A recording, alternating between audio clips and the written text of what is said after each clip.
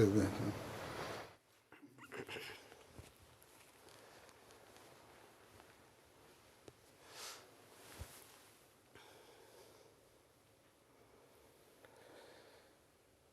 اللہ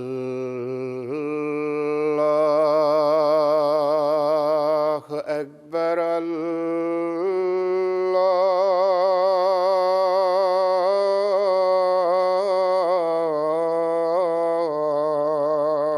اکبر اللہ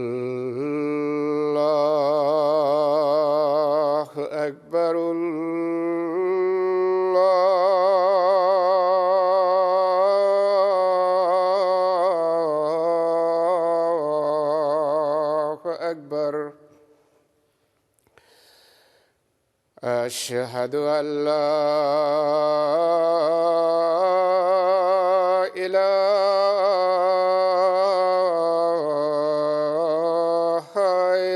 إلا الله أشهد أن لا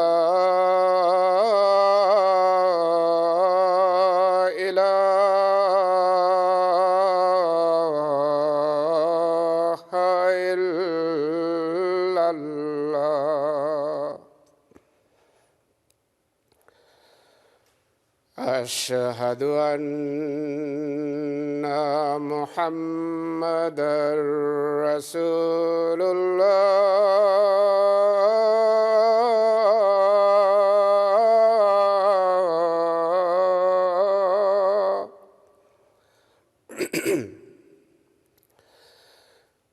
أشهد أن محمدًا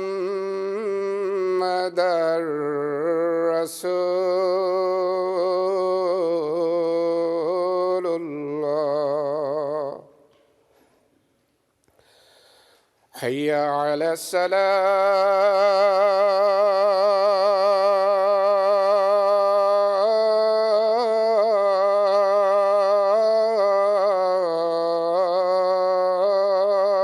الصلاة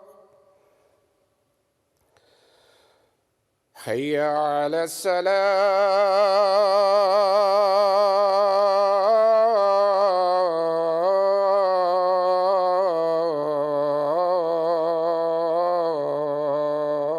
السلام حي على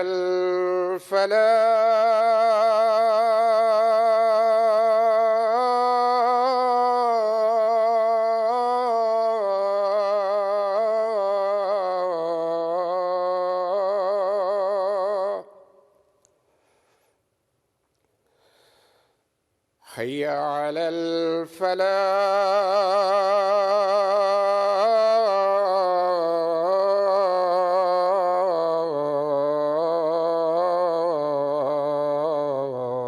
الفلاح الله أكبر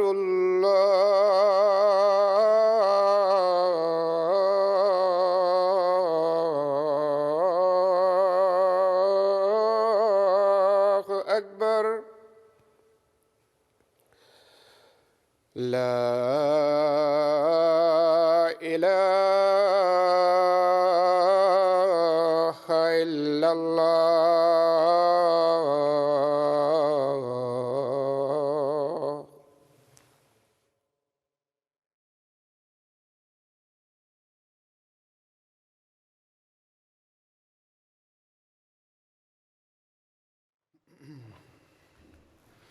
السلام علیکم ورحمۃ اللہ.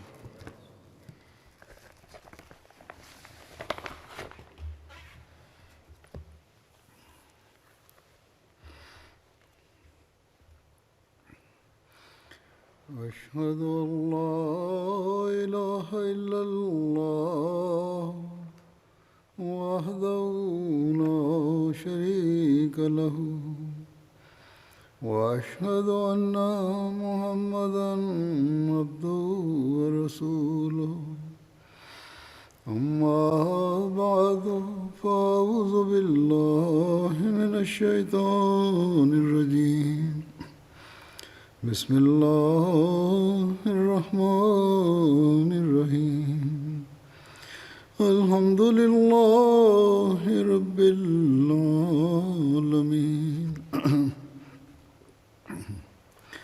الرحمن الرحيم مالك يوم الدين إياك نعبد وإياك نستعين اهدنا الصراط المستقيم صراط الذين أنعمت عليهم غير المغضوب عليهم ولا الضالين.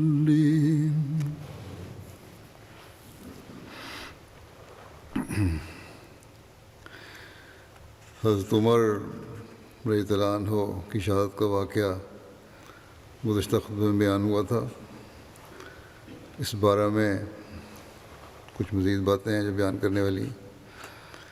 صحیح بخاری کی جو روایت بیان کی گئی تھی اس سے یوں معلوم ہوتا تھا کہ حضرت عمر پر جب حملہ ہوا تو اسی وقت فجر کی نماز کی ادائیگی ادا کی گئی.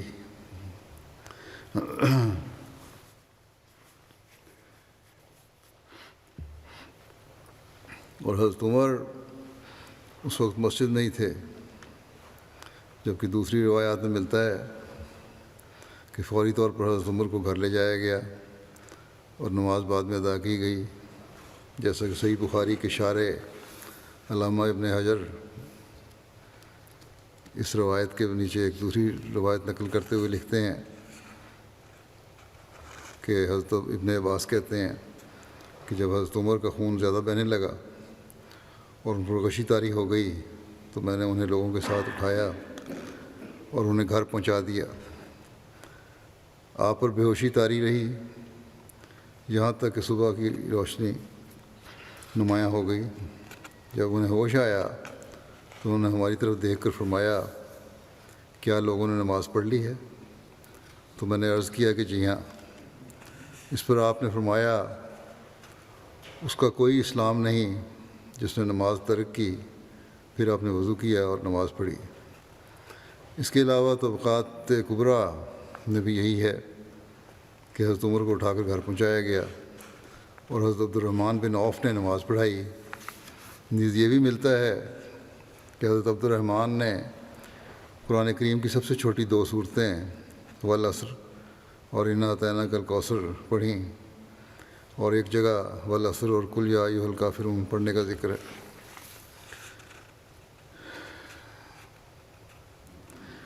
حضرت عمر کے قاتل کا ذکر کرتے ہوئے طبقات کبریٰ میں لکھا ہے کہ جب حضرت عمر پر حملہ ہوا تو آپ نے حضرت عبداللہ بن عباس سے فرمایا جاؤ اور دریافت کرو کہ کس نے مجھے قتل کرنے کی کوشش کی ہے. حضرت عبداللہ بن عباس کہتے ہیں کہ میں نکلا اور میں نے گھر کا دروازہ کھولا تو لوگوں کو جمع دیکھا جو حضرت عمر کے حال سے ناواقف تھے. میں نے پوچھا کہ کس نے امیر المومنین کو خنجر مارا ہے؟ انہوں نے کہا کہ اللہ کے دشمن ابو لولو نے آپ کو خنجر مارا ہے جو مغیرہ بن شعبہ کا غلام ہے. اس نے اور لوگوں کو بھی زخمی کیا ہے، لیکن جب پکڑا گیا تو اسی خنجر سے اس نے خودکشی کر لی.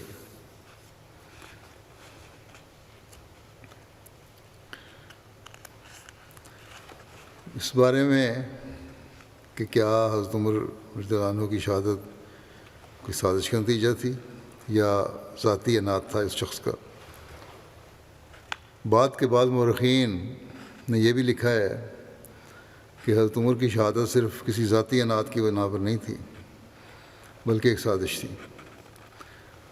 بہرحال ان کی رائے بھی ہم دیکھتے ہیں. حضرت عمر جیسے بہادر خلیفہ کو جس طرح شہید کر دیا گیا، عام طور پر ہم دیکھتے ہیں کہ مورخین اور سیرت نگار شہادت کے واقعات تفصیل کے ساتھ بیان کرنے کے بعد خاموش ہو جاتے ہیں، اور یہ تاثر ملتا ہے کہ ابو لولا فیروز نے جو ایک وقتی جوش اور غصہ میں انہیں قتل کر دیا تھا،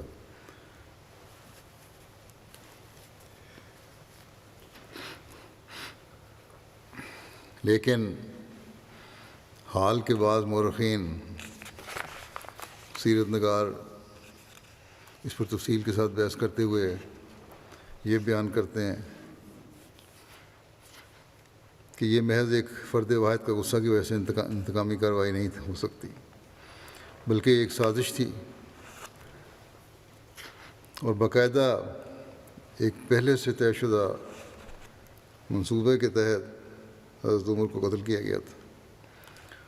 اور اس سازش میں مشہور ایرانی سپہ سالار ہرمزان، جو کہ اب بظاہر مسلمان ہو کر مدینہ میں رہ رہا تھا، وہ بھی اس میں شامل تھا۔ حال کے ان مصنفین نے قدیم مورخین اور سیرت نگاروں سے شکوہ کیا ہے کہ کیوں انہوں نے اس اہم قتل پر تفصیلی بحث نہیں کی کہ یہ ایک سازش تھی۔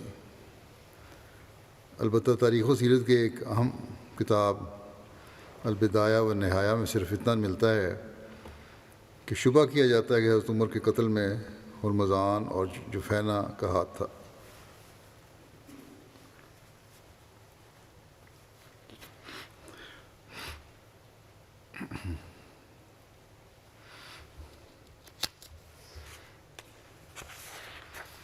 چنانچہ اسی شبہ پر حضرت عمر کے سوانح نگار سیر حاصل بحث کرتے ہوئے اس کو باقاعدہ ایک سازش قرار دیتے ہیں۔ انہی مصنفین میں سے ایک محمد رضا صاحب اپنی کتاب سیرت عمر فاروق میں لکھتے ہیں کہ حضرت عمر کسی بالغ قیدی کو مدینہ میں آنے کی اجازت نہیں دیا کرتے تھے، حتیٰ کہ حضرت مغیرہ بن شعبہ والی کوفہ نے ان کے نام ایک خط لکھا کہ ان کے پاس ایک غلام ہے جو بہت ہنرمند ہے اور وہ اس کو مدینے میں آنے کی اجازت کے طلبگار ہیں۔ اور حضرت مغیرہ بن شعبہ نے کہا کہ وہ بہت کام جانتا ہے جس میں لوگوں کے لیے فائدے ہیں، وہ لوہار ہے، نقش و نگار کا ماہر ہے، بڑھئی ہے۔ حضرت عمر نے حضرت مغیرہ کے نام خط لکھا اور انہوں نے اسے مدینہ بھیجنے کی اجازت دے دی۔ حضرت مغیرہ نے اس پر ماہانہ 100 درہم ٹیکس مقرر کیا۔ وہ حضرت عمر کی خدمت میں حاضر ہوا اور خراج زیادہ ہونے کی شکایت کی۔ حضرت عمر نے پوچھا، تم کون ہو؟ تم کون سے کام اچھی طرح کر لیتے ہو؟ اس نے آپ کو کام بتائے جس میں اسے اچھی خاصی مہارت حاصل تھی۔ حضرت عمر نے فرمایا، تمہارے کام کی مہارت کے حوالے سے تو تمہارا خراج کوئی زیادہ نہیں ہے۔ وہ آپ سے ناراضی کے حال میں واپس چلا گیا۔ حضرت عمر نے چند روز توقف کیا۔ ایک دن وہی غلام آپ کے پاس سے گزرا تو آپ نے اسے بلا کر کہا کہ مجھے خبر پہنچی ہے کہ تم ہوا سے چلنے والی چکی بہت اچھی بنا سکتے ہو۔ وہ غلام غصے اور ناپسندیدگی کے عالم میں حضرت عمر کی طرف متوجہ ہوا اور کہا کہ میں آپ کے لیے ایک ایسی چکی بناؤں گا کہ لوگ اس کا چرچا کرتے رہیں گے۔ جب وہ غلام مڑا تو آپ اپنے ساتھ والے صاحب کی طرف متوجہ ہوئے اور کہا، اس غلام نے مجھے ابھی بھی دھمکی دی ہے۔ چند دن گزرے، پھر ابو لولو نے اپنی چادر میں 2 دھاری والا خنجر چھپا رکھا تھا جس کا دستہ اس کے وسط میں تھا، اور اس نے حضرت عمر پر وار کیا، جیسا کہ واقعہ شہادت میں بیان ہو چکا ہے۔ اس کا ایک وار ناف کے نیچے لگا تھا۔ ابو لولا کو حضرت عمر سے ایک لحاظ سے کینہ اور بغض بھی تھا، کیونکہ عربوں نے اس کے علاقے کو فتح کر لیا تھا اور اسے قیدی بنا لیا تھا، اور اس کے بادشاہ کو ذلیل و خوار کرنے ہونے کی حالت میں جلا وطن ہونے پر مجبور کر دیا تھا۔ وہ جب بھی کسی چھوٹے قیدی بچے کو دیکھتا تو ان کے پاس آ کر ان کے سروں پر ہاتھ پھیرتا اور رو کر کہتا کہ عربوں نے میرا جگر گوشہ کھا لیا۔ جب ابو لولا نے حضرت عمر کو شہید کرنے کا پختہ ارادہ کر لیا تو اس نے بڑے اہتمام سے 2 دھاری خنجر بنایا، اسے تیز کیا، پھر اسے زہر آلود کیا، پھر اسے لے کر ہرمزان کے پاس آیا اور کہا، تمہارا اس خنجر کے بارے میں کیا خیال ہے؟ اس نے کہا، میرا تو خیال ہے تو اس کے ذریعے جس پر بھی وار کرے گا اسے قتل کر دے گا۔ ہرمزان فارسیوں کے سپہ سالاروں میں سے تھا۔ مسلمان نے اسے تستر کے مقام پر قید کر لیا تھا اور انہوں نے اسے مدینہ بھیج دیا تھا۔ جب اس نے حضرت عمر کو دیکھا اس نے پوچھا ان کے محافظ دربان کہاں ہیں؟ جیسا کہ پہلے بیان ہو چکا ہے، صحابہ رضوان اللہ علیہ نے بتایا کہ ان کا کوئی محافظ ہے، نہ دربان ہے، نہ کوئی سیکرٹری ہے، نہ کوئی دیوان ہے۔ تو اس نے کہا کہ انہیں تو نبی ہونا چاہیے۔ بہرحال پھر وہ مسلمان ہو گیا اور حضرت عمر نے اس کے لیے 2000 مقرر کر دیے اور اسے مدینہ میں قیام کرایا۔ طبقات ابن سعد میں نافع کی سند سے ایک روایت ہے کہ حضرت عبدالرحمٰن نے وہ چھری دیکھی جس کے ذریعے سے حضرت عمر کو شہید کیا گیا تھا۔ انہوں نے کہا میں نے گزشتہ روز یہ چھری ہرمزان اور جفینہ کے پاس دیکھی تھی، تو میں نے پوچھا تم اس چھری سے کیا کرتے ہو؟ تو ان دونوں نے کہا ہم اس کے ذریعے گوشت کاٹتے ہیں کیونکہ ہم گوشت کو چھوتے نہیں۔ اس پر حضرت عبیداللہ بن عمر نے حضرت عبدالرحمٰن سے پوچھا کیا آپ نے یہ چھری ان دونوں کے پاس دیکھی تھی؟ انہوں نے کہا ہاں۔ بس حضرت عبیداللہ بن عمر نے اپنی تلوار پکڑی اور دونوں کے پاس آئے اور انہیں قتل کر دیا۔ حضرت عثمان نے حضرت عبیداللہ کو بلا بھیجا۔ جب وہ ان کے پاس آئے تو انہوں نے پوچھا آپ کو ان دونوں افراد کو قتل کرنے میں کس چیز نے برانگیختہ کیا جبکہ وہ دونوں ہماری امان میں ہیں؟ یہ سنتے ہی حضرت عبیداللہ نے حضرت عثمان کو پکڑ کر زمین پر گرا دیا، حتیٰ کہ لوگ آگے بڑھے اور انہوں نے حضرت عثمان کو حضرت عبیداللہ سے بچایا۔ جب حضرت عثمان نے انہیں بلوایا تھا تو انہوں نے حضرت عبیداللہ نے تلوار حمائل میں کر لی تھی، لیکن حضرت عبدالرحمٰن نے انہیں سختی کے ساتھ کہا کہ اسے اتار دو، تو انہوں نے تلوار اتار کر رکھ دی تھی۔ سعید بن مسیب سے روایت ہے کہ جب حضرت عمر شہید کر دیے گئے، یہ ایک روایت ہے، کہاں تک یہ سچی ہے اللہ بہتر جانتا ہے، جو پہلے میں نے بیان کی حضرت عثمان والا قصہ کہاں تک صحیح ہے، لیکن بہرحال قتل کرنے کا واقعہ اور جگہ بیان ہوا ہے۔ حضرت عمر شہید کر دیے گئے تو حضرت عبدالرحمٰن بن ابی بکر نے کہا میں حضرت عمر کے قاتل ابو لہب کے پاس سے گزرا تھا جبکہ جفینہ اور ہرمزان بھی ان کے ساتھ تھے اور وہ سرگوشی کر رہے تھے۔ جب میں اچانک ان کے پاس پہنچا تو وہ بھاگ کھڑے ہوئے اور ایک خنجر ان کے مابین گر پڑا، اس کے 2 پھل تھے اور اس کا دستہ اس کے وسط میں تھا۔ بس دیکھو کہ جس خنجر سے حضرت عمر کو شہید کیا گیا ہے وہ کیسا تھا۔ بس انہوں نے دیکھا تو وہ خنجر بالکل ویسا ہی تھا جیسے حضرت عبدالرحمٰن بن ابی بکر نے بیان کیا تھا۔ جب حضرت عبیداللہ بن عمر نے حضرت عبدالرحمٰن بن ابی بکر سے سنا تو تلوار لے کر نکل پڑے، حتیٰ کہ ہرمزان کو آواز دی۔ جب وہ ان کے پاس آیا تو اسے کہا میرے ساتھ چلو، حتیٰ کہ ہم اپنے ایک گھوڑے کو دیکھیں، اور خود اس سے پیچھے ہٹ گئے۔ جب وہ آپ کے آگے چلنے لگا تو انہوں نے اس پر تلوار کا وار کیا۔ حضرت عبیداللہ بن عمر بیان کرتے ہیں کہ جب اس نے تلوار کی حدت محسوس کی تو اس نے لا الہ الا اللہ پڑھا تھا۔ حضرت عبیداللہ کہتے ہیں کہ میں نے جفینہ کو آواز دی، وہ ہیرا کے نصارہ میں سے ایک نصرانی تھا، وہ سعد بن ابی وقاص کا مددگار تھا۔ انہوں نے اسے صلح کے لیے مدینہ بھیجا تھا جو کہ ان کے درمیان ہوئی تھی۔ وہ مدینہ میں کتابت سکھاتا تھا۔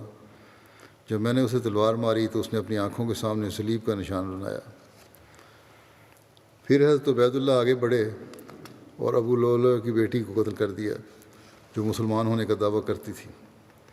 حضرت عبداللہ کا ارادہ تھا کہ آج وہ مدینہ میں کسی قیدی کو زندہ نہیں چھوڑیں گے۔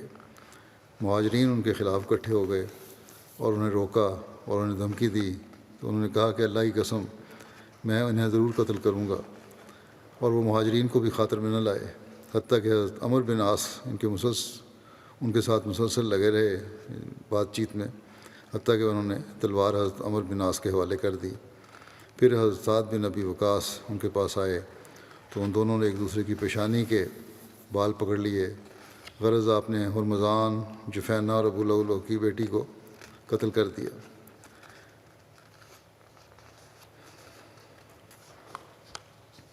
اب تمام معاملہ اس بحث میں ذکر کیا جا چکا ہے کہ جس نے ابو لؤلؤ کو حضرت عمر کے قتل کرنے پر اکسایا تھا، اور جو روایات ہم تک پہنچی ہیں اس بات پر دلالت کرتی ہیں کہ حضرت عمر کا قتل ایک سازش تھی۔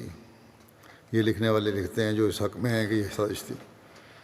ہرمزان نے یہ ساری منصوبہ بندی کی تھی کہ اس نے حضرت عمر کے خلاف ابو لولو کے کینے اور بغض کو مزید بھڑکایا۔ وہ دونوں اجمی تھے۔ پھر یہ کہ جب ہرمزان کو قید کر لیا گیا اور اسے مدینہ بھیج دیا گیا تو اس نے اس اندیشے کے پیش نظر اسلام قبول کر لیا کہ خلیفہ اسے قتل کر دیں گے۔ طبقات ابن سعد میں نافع کی روایت میں مذکور ہے کہ عبد الرحمن بن عوف نے وہ چھری دیکھی تھی جس کے ساتھ حضرت عمر کو شہید کیا گیا تھا، اور سعید بن مسیب کی روایت طبری میں مذکور ہے کہ عبد الرحمن بن ابی بکر نے وہ خنجر دیکھا تھا جو ابو لولو، جفینہ اور ہرمزان کے درمیان گر گیا تھا جب وہ اچانک ان کے پاس آئے تھے، تو وہ ان کے چلنے کی وجہ سے گر گیا تھا۔ جب حضرت عبید اللہ بن عمر نے حضرت عبد الرحمن بن ابی بکر سے یہ بات سنی تو وہ فوراً آ گئے اور ان دونوں کو قتل کر دیا، اور انہوں نے اسی پر اکتفا نہ کیا بلکہ انہوں نے جذبہ انتقام سے مغلوب ہو کر ابو لولو کی بیٹی کو بھی قتل کر دیا۔ وہ خنجر جس کے متعلق حضرت عبد الرحمن بن ابی بکر نے بتایا تھا وہ بالکل وہی تھا جس کے ذریعے حضرت عمر کو شہید کیا گیا تھا۔ اگر حضرت عبید اللہ بن عمر ہرمزان اور جفینہ کو قتل کرنے میں جلدی نہ کرتے تو اس بات کا امکان تھا کہ ان دونوں کو معاملہ کی تحقیق کے لیے بلایا جاتا اور اس طرح یہ سازش آشکار ہو جاتی۔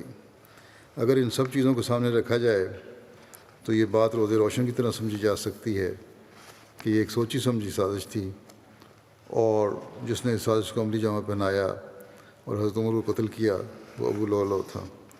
یہ سازش کے حق میں کہنے والے کہتے ہیں۔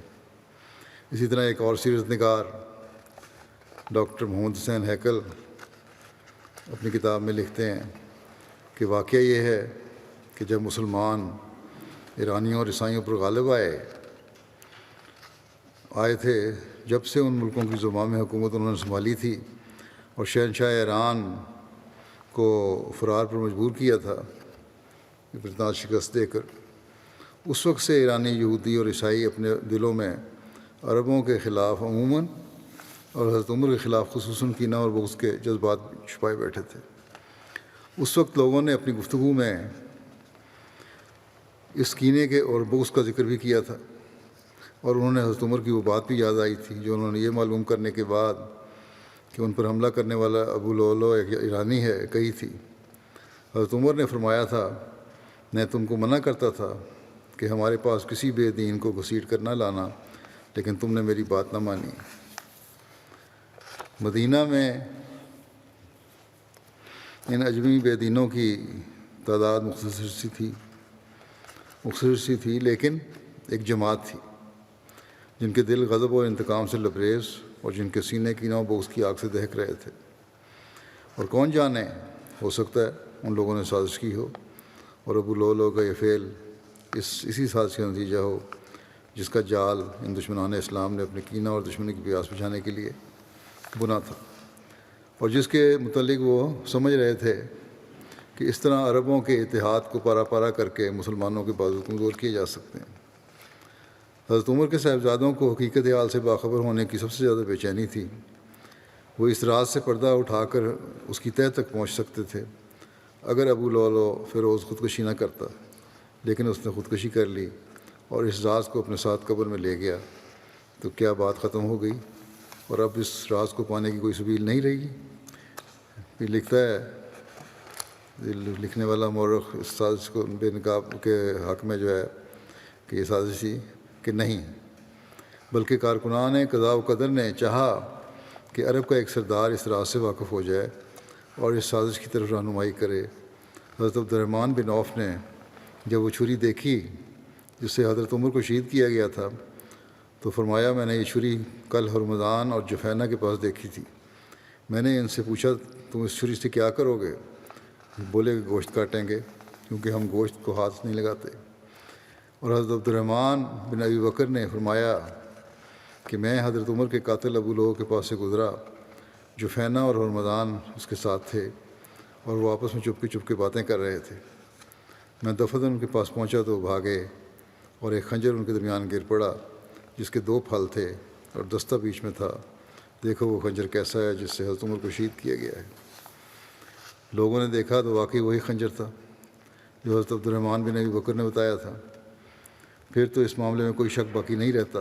یہ لکھنے والا کہتا ہے کہ دونوں سچے گواہ ہیں، بلکہ مسلمانوں میں سب سے زیادہ قابل اعتبار ہے، اور گواہی دے رہے ہیں کہ جس چھری سے حضرت عمر کو شہید کیا گیا وہ ہرمزان اور جفینہ کے پاس تھی۔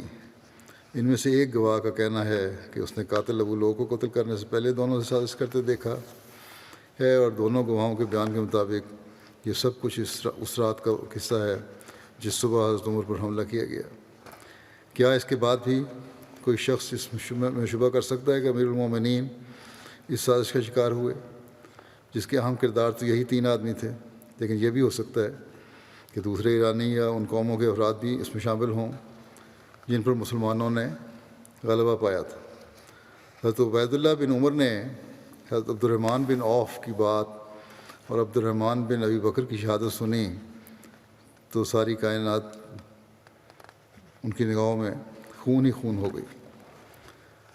ان کے دل میں یہ بات بیٹھ گئی کہ مدینے کے تمام پردیسی اس سازش میں شریک ہیں اور ان سب کے ہاتھوں سے جرم کا خون ٹپک رہا ہے۔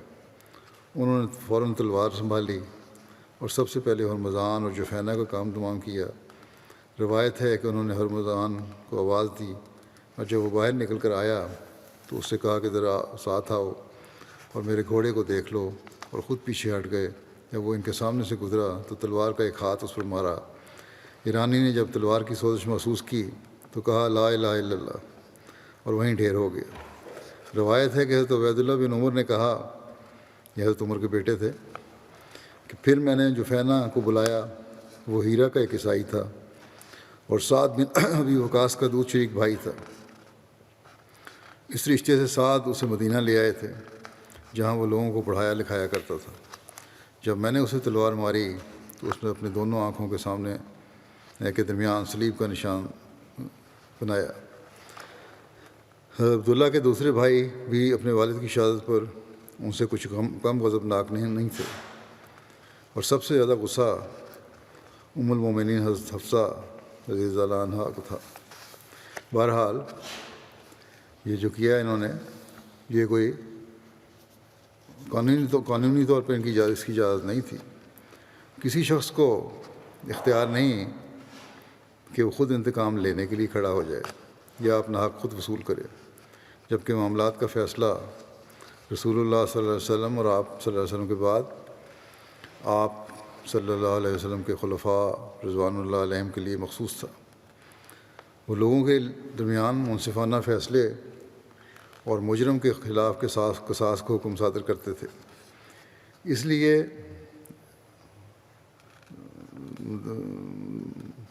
منصفانہ فیصلے اور مجرم کے خلاف قصاص کا حکم صادر کرتے تھے۔ اس لیے حضرت عبید اللہ کو فرض تھا کہ جب انہیں اس سازش کا علم ہوا جس کے نتیجے میں ان کے والد کی جان گئی، تو اس کا فیصلہ امیر المومنین سے چاہتے۔ اگر ان کے نزدیک سازش ثابت ہو جاتی تو وہ قصاص کا حکم جاری فرما دیتے، اور اگر ثابت نہ ہوتی یا اس کے متعلق امیر المومنین کے دل میں کوئی شبہ پیدا ہو جاتا نئے خلیفہ کے دل میں، تو وہ شبہ کی حد تک سزا میں تخفیف کر دیتے، یا یہ فیصلہ دے دیتے کہ تنہا ابو لولو مجرم ہے۔ بہرحال جو انہوں نے کیا وہ قانونی طور پر ان کا حق نہیں بنتا تھا۔ مختصر یہ کہ ہر چند کے یہ وعید قیاس نہیں کہ یہ قتل ایک باقاعدہ سازش ہو، لیکن اس وقت کے حالات کا تقاضا ہو کہ حضرت عثمان فوری طور پر اس میں تحقیق نہ کروا سکیں ہوں، یا جو بھی حالات ہوں ابتدائی مورخ اس کے متعلق خاموش ہیں، اور اس زمانے کے کچھ مورخ قرائن کی روشنی میں اس پر بحث کر رہے ہیں، اور ان کے دلائل میں کچھ وزن معلوم ہوتا ہے، کیونکہ سازشی گروہ یہیں رکتا نہیں بلکہ پھر حضرت عثمان بھی اسی طرح کی ایک سازش کا شکار ہوتے ہیں، اور اس سے اس شبے کو مزید تقویت ملتی ہے کہ اسلام کی بڑھتی ہوئی ترقی اور غلبے کو روکنے کے لیے اور اپنے انتقام کی آگ کو ٹھنڈا کرنے کے لیے بیرونی عناصر کی ایک سازش کے تحت حضرت عمر کو شہید کیا گیا تھا۔ واللہ عالم۔ صحیح مسلم میں مذکور ہے کہ حضرت ابن عمر روایت کرتے ہیں کہ جب میرے والد پر حملہ ہوا تو میں ان کے پاس موجود تھا۔ لوگوں نے ان کی تعریف کی اور کہا جزاک اللہ خیر، اللہ تعالیٰ آپ کو بہترین بدلہ دے۔ آپ نے فرمایا میں رغبت رکھنے والا بھی ہوں اور ڈرنے والا بھی ہوں۔ لوگوں نے کہا کہ آپ خلیفہ مقرر کر دیجئے۔ آپ نے کہا کیا میں تمہارا بوجھ زندگی میں بھی اور مرنے کے بعد بھی اٹھاؤں؟ میں چاہتا ہوں کہ اس میں میرا حصہ برابر کا ہو، یعنی نہ مجھ پر گرفت ہو نہ مجھے کچھ ملے۔ اگر میں کسی کو جانشین بناؤں تو انہوں نے بھی جانشین بنایا جو مجھ سے بہتر تھے، یعنی حضرت ابوبکر۔ بنا دوں تو کوئی حرج نہیں ہے۔ اگر میں تمہیں بغیر جانشین مقرر کرنے کے چھوڑ جاؤں تو تمہیں بغیر جانشین مقرر کرنے کے وہ تمہیں بغیر جانشین مقرر کرنے کے چھوڑ گئے تھے جو مجھ سے بہتر تھے، یعنی دوسری مثال رسول اللہ صلی اللہ علیہ وسلم کی دی کہ آپ تھے کہ مقرر نہیں کیا جانشین۔ حضرت عبداللہ کہتے ہیں کہ جب آپ نے رسول اللہ صلی اللہ علیہ وسلم کا ذکر کیا تو میں جان گیا کہ آپ جانشین مقرر نہیں کریں گے۔ صحیح مسلم کی ایک دوسری روایت میں ہے کہ حضرت ابن عمر سے روایت ہے، وہ کہتے ہیں کہ میں حضرت حفصہ کے پاس گیا۔ انہوں نے فرمایا کیا تم جانتے ہو کہ تمہارے والد جانشین مقرر کرنے والے نہیں؟ وہ کہتے ہیں میں نے کہا کہ وہ ایسا نہیں کریں گے۔ انہوں نے یعنی حضرت حفصہ نے فرمایا وہ ایسا کریں گے۔ وہ کہتے ہیں میں نے قسم کھائی کہ میں حضرت عمر سے دوبارہ بات کروں گا۔ کہتے ہیں صبح تک خاموش رہا اور آپ سے کوئی بات نہیں کی۔ وہ کہتے ہیں کہ میرا حال یہ تھا کہ گویا میں اپنی قسم کی وجہ سے پہاڑ اٹھانے والا ہوں۔ میں لوٹا اور ان کے پاس گیا۔ انہوں نے مجھ سے لوگوں کا حال دریافت کیا، یعنی حضرت عمر نے، اور میں نے آپ کو بتایا کہ وہ کہتے ہیں پھر میں نے جو وہ کہتے ہیں لوگ وہ باتیں بتائیں۔ پھر میں نے آپ سے کہا کہ میں نے لوگوں کو ایک بات کہتے سنا ہے اور میں نے قسم کھائی کہ آپ سے وہ بات ضرور کہوں گا۔ ان کا خیال ہے لوگوں کا کہ آپ جانشین مقرر نہیں کریں گے۔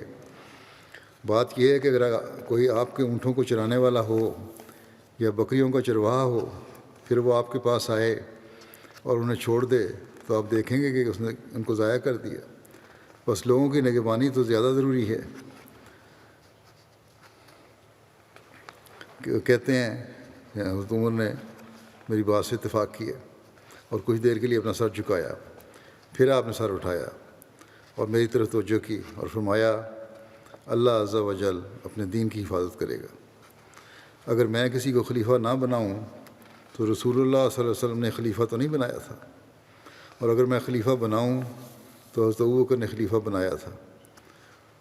انہوں نے یعنی ابن عمر نے، حضرت عمر کے بیٹے نے کہا پس اللہ کی قسم جب انہوں نے حضرت عمر نے رسول اللہ صلی اللہ علیہ وسلم اور حضرت ابوبکر کا ذکر کیا تو میں سمجھ گیا کہ آپ کسی کو رسول اللہ صلی اللہ علیہ وسلم کے برابر نہیں کریں گے، اور یہ کہ آپ کسی کو جانشین نہیں بنائیں گے۔ حضرت مسور بن مخرمہ بیان کرتے ہیں کہ جب حضرت عمر کو زخمی کیا گیا تو درد سے بے قرار ہونے لگے۔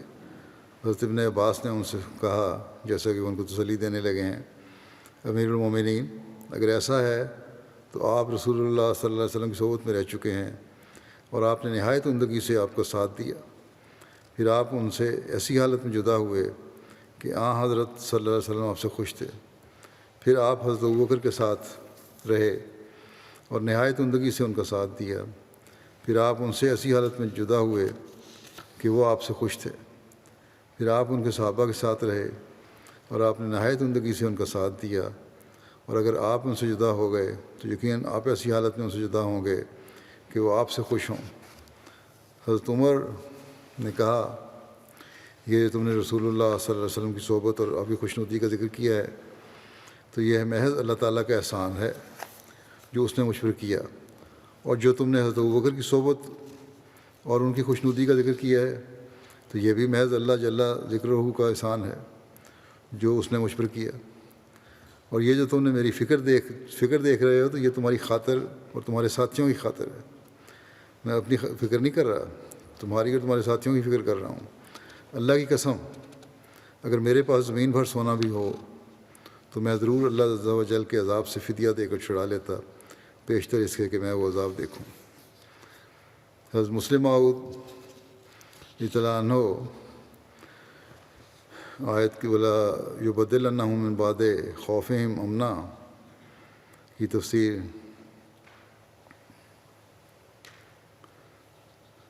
کرتے ہوئے فرماتے ہیں خلفاء پر کوئی ایسی مصیبت نہیں آئی جسے انہوں نے خوف کھایا ہو، اور اگر آئی تو اللہ تعالیٰ نے اسے امن سے بدل دیا۔ اس میں کوئی شبہ نہیں کہ حضرت عمر شہید ہو گئے، مگر جب واقعات کو دیکھا جاتا ہے تو معلوم ہوتا ہے کہ حضرت عمر کو اس شہادت سے کوئی خوف نہیں تھا، بلکہ وہ متواتر دعائیں کیا کرتے تھے کہ یا اللہ مجھے شہادت نصیب کر اور شہید بھی مجھے مدینے میں کر۔ بس وہ شخص جس نے اپنی ساری عمر یہ دعائیں کرتے ہوئے گزار دی ہو کہ یا اللہ مجھے مدینے میں شہادت دے، وہ اگر شہید ہو جائے تو ہم یہ کس طرح کہہ سکتے ہیں کہ اس پر ایک خوفناک وقت آیا مگر وہ خدا تعالیٰ کی طرف سے امن سے نہ بدلا گیا۔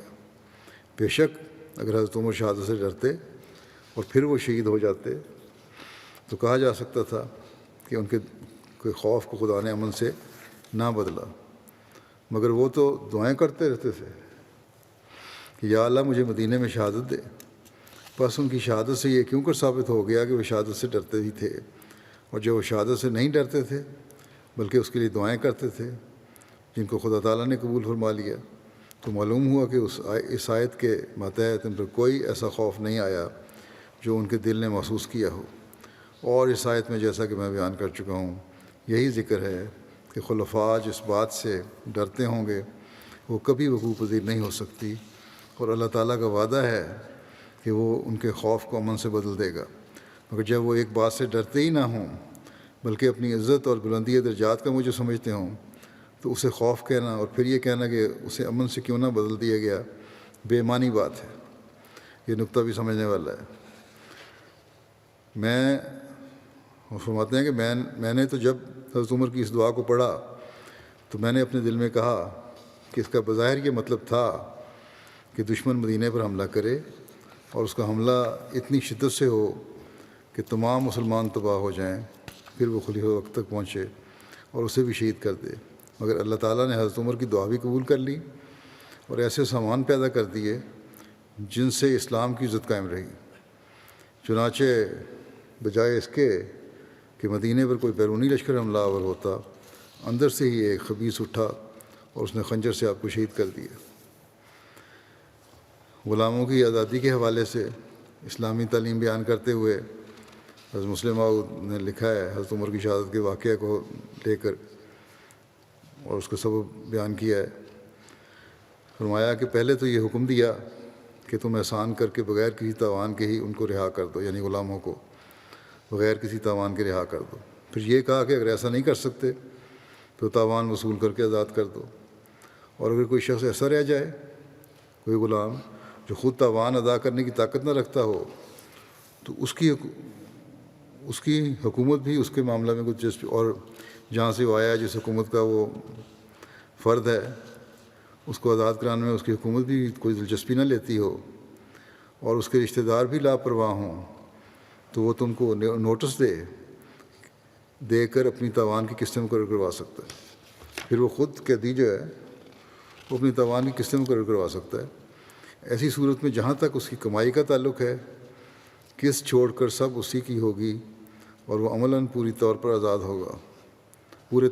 ہوگا، یعنی جتنی کمائی وہ کرے گا اس میں سے وہ قسط ادا کرے گا جو اس نے آزادی کے لیے رکھی ہے، اور باقی آمد اس کی اپنی ہے، اور یہ ایک طرح کی آزادی ہے۔ حضرت عمر رضی اللہ عنہ کو ایک ایسے غلام نے ہی مارا تھا جس نے مکاتبت کی ہوئی تھی۔ وہ غلام جس مسلمان کے پاس رہتا تھا ان سے ایک دن اس نے کہا کہ میری اتنی حیثیت ہے آپ مجھ پر تاوان ڈال دیں، میں ماہوار قسط کے ذریعے آہستہ آہستہ تمام تاوان ادا کر دوں گا۔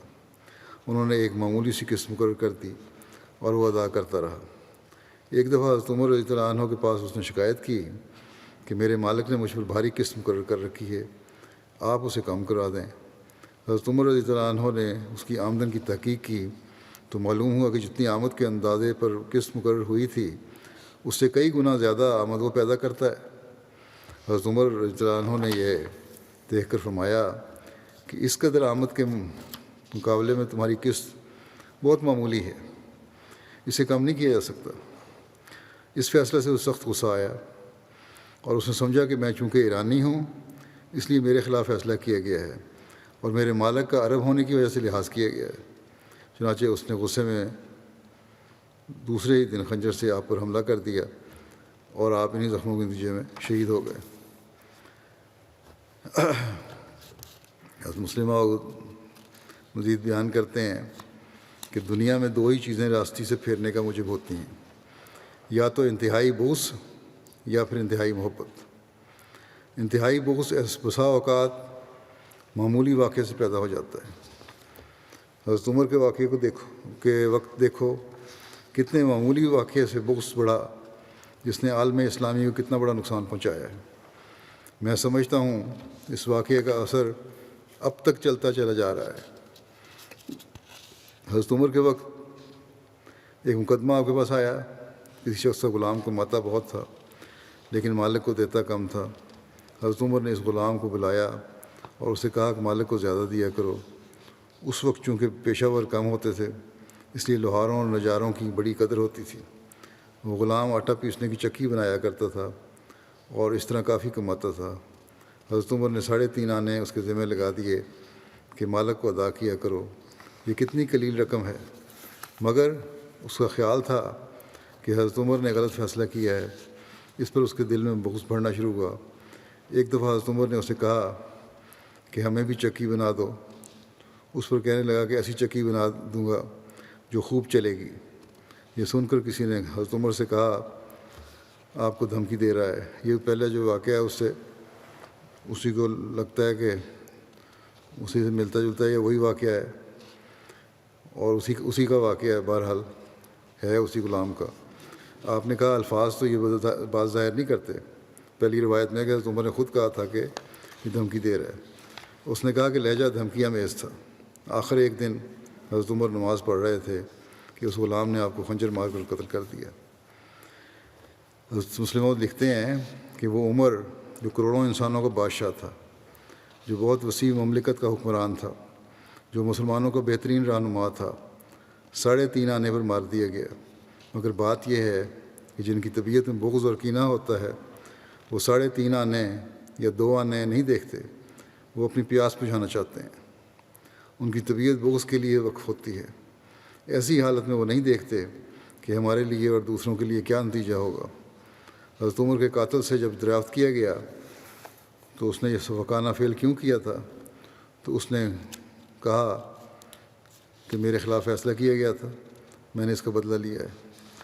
پہلے یہ تفصیل بیان نہیں ہوئی اس طرح، ہو سکتا ہے کہ تھوڑا سا وقت ملا ہو، اس میں اس نے اس وقت پکڑتے ہوئے اس نے یہ کہہ دیا ہو کہ میں نے یہ اس لیے قتل کیا ہے اور پھر خودکشی بھی کر لی۔ اور مسلم موت کہتے ہیں کہ میں نے اس دردناک واقعے کا ذکر کرتے ہوئے کہا ہے اس کا اسلام پر آج تک اثر ہے، اور وہ اس طرح کہ گو موت ہر وقت لگی ہوئی ہے، مگر ایسے وقت میں موت کے آنے کا خیال نہیں کیا جاتا جب قوا مضبوط ہوں، لیکن جب قوا کمزور ہوں اور صحت انحطاط کی طرف ہو تو لوگوں کے ذہن خود بخود آئندہ انتظام کے متعلق سوچنا شروع کر دیتے ہیں۔ وہ ایک دوسرے سے اس بارے میں باتیں نہیں کرتے، مگر خود بخود رو ایسی پیدا ہو جاتی ہے جو آئندہ انتظام کے متعلق غور کرنے کی تحریک کرتی ہے۔ اس وجہ سے جب امام فوت ہو تو لوگ چوکس ہوتے ہیں۔ چونکہ حضرت عمر کے قوا مضبوط تھے، گو ان کی عمر 63 سال کی ہو چکی تھی، لیکن صحابہ کے ذہن میں یہ نہ تھا کہ حضرت عمر ان سے جلدی جدا ہو جائیں گے۔ اس وجہ سے وہ آئندہ انتظام کے متعلق بالکل بے خبر تھے کہ یکدم حضرت عمر کی وفات کی مصیبت آ پڑی۔ اس وقت جماعت کسی دوسرے امام کو قبول کرنے کے لیے تیار نہیں تھی۔ اس وقت عدم تیاری کا نتیجہ یہ ہوا کہ حضرت عثمان سے لوگوں کو وہ لگاؤ پیدا نہ ہوا جو ہونا چاہیے تھا۔ اس وجہ سے اسلام کی حالت بہت نازک ہو گئی اور حضرت علی کی وقت اور زیادہ نازک ہو گئی۔ یہ بھی ایک وجہ جو فساد بعد میں ہوئے ان کی بیان کی ہے، آپ کے نزدیک یہ وجہ ہو سکتی ہے۔ فتنے کے وقت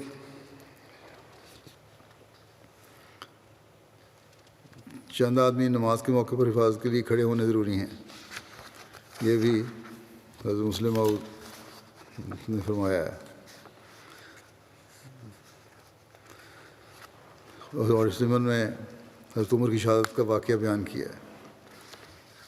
فرماتے ہیں کہ قرآن مجید کا صراحتاً حکم ہے کہ حفاظت کے لیے مسلمانوں میں سے آدھے کھڑے رہا کریں، اور گو یہ جنگ کے وقت کی بات ہے جب ایک جماعت کی حفاظت کے لیے ضرورت ہوتی ہے. لیکن اسے استدلال کیا جا سکتا ہے کہ چھوٹے فتنے کے انسداد کے لیے اگر چند آدمی نماز کے وقت کھڑے ہو کر دیے جائیں تو یہ قابل اعتراض امر نہیں، بلکہ ضروری ہوگا.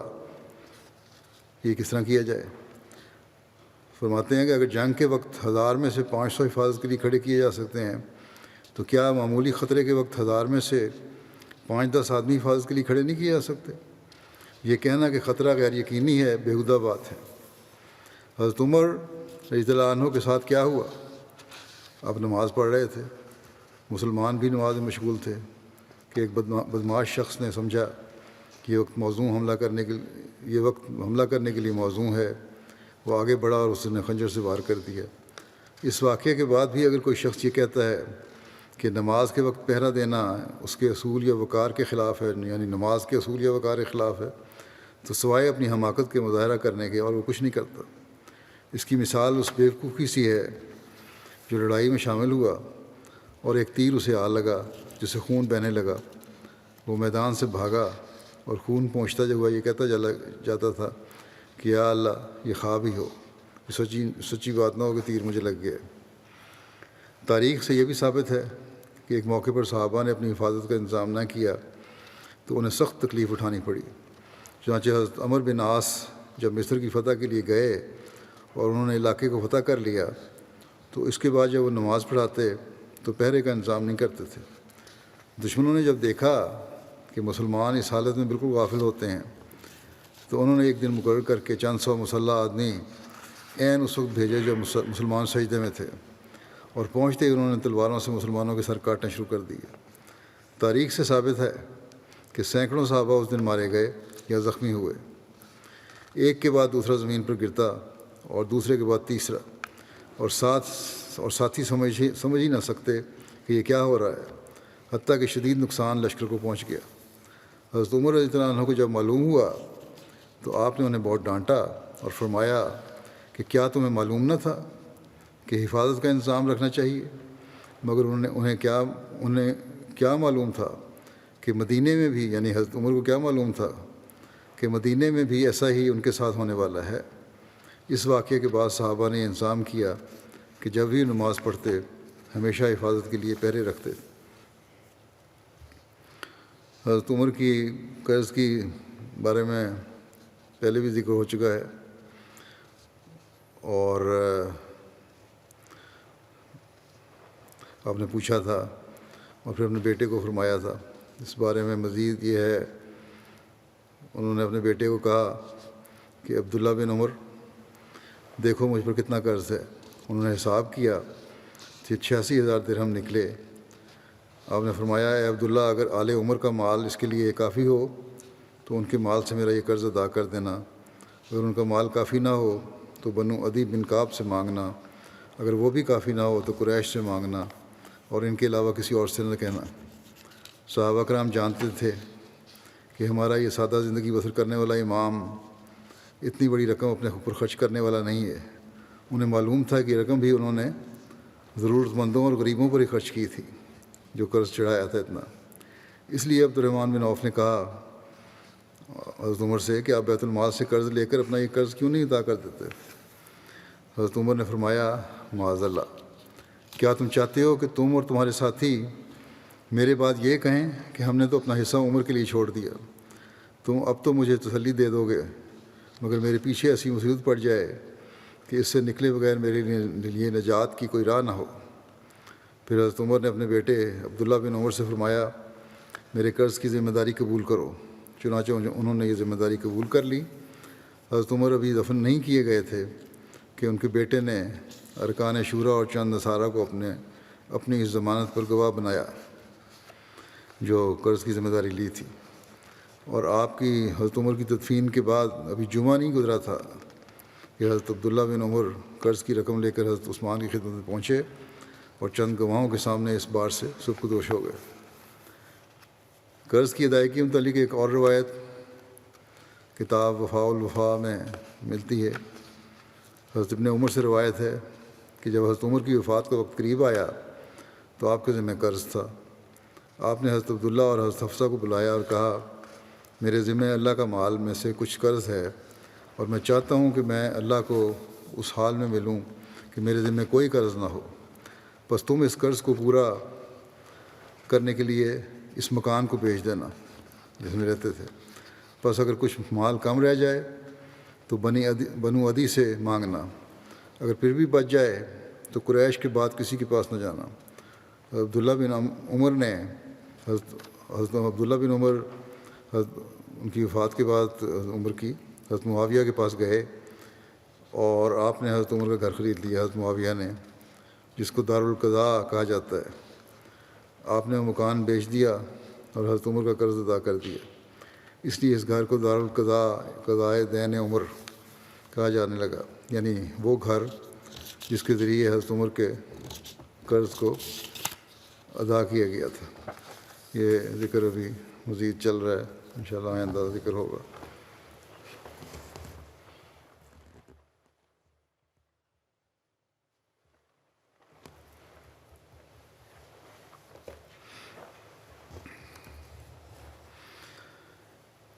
الحمد للہ نحمده ونستعینه ونستغفره ونؤمن به ونتوکل علیہ ونعوذ باللہ من شرور انفسنا ومن سیئات اعمالنا من يهده الله فلا مضل له ومن يضلل فلا هادي له ونشهد أن لا إله إلا الله ونشهد أن محمدا عبده ورسوله عباد الله رحمكم الله إن الله يأمر بالعدل والإحسان وإيتاء ذي القربى وينهى عن الفحشاء والمنكر والبغي يعظكم لعلكم تذكرون اذكروا الله يذكركم وادعوه يستجب لكم ولذكر الله أكبر